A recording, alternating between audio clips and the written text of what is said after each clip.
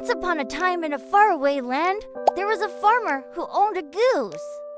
Not just any goose, though, but a goose that laid a golden egg every single day.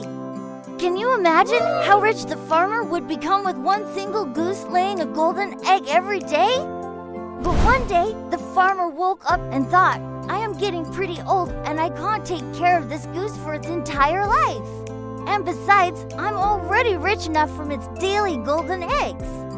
So why not get even richer? The farmer figured out that if he killed the goose, he could sell its meat and its feathers. And since everyone loves golden eggs, he assumed that the inside of the goose must be filled with gold. So he took a knife and started cutting open the goose. And you guessed it, the goose was just a regular goose.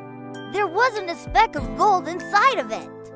At that moment, the farmer felt like the dumbest person in the world. He had been so greedy that he got rid of his goose that laid a golden egg every single day, a goose that would make him richer and richer with each passing day. Instead, now he had nothing but a pile of feathers and some ordinary goose meat. Now, don't get me wrong, goose meat is quite delicious, but it doesn't keep you rich, especially if you are a greedy farmer who keeps finding new ways to spend all his money. As for the golden eggs, well, they were just that, ordinary eggs that looked like gold. The farmer couldn't believe his bad luck. His neighbor, who heard about his misfortune, came over to see if he could help. But all he saw was a big pile of feathers. What happened here? He asked. A goose that laid a golden egg every single day was right here just a moment ago, said the farmer. But I was too greedy to wait for it to lay more eggs, so I decided to kill it and see if I could find gold inside. But look, there isn't a speck of gold anywhere. Oh, my goodness, said the neighbor. You chopped open a goose that laid a golden egg every day, and you didn't even find a single speck of gold. How foolish can one be?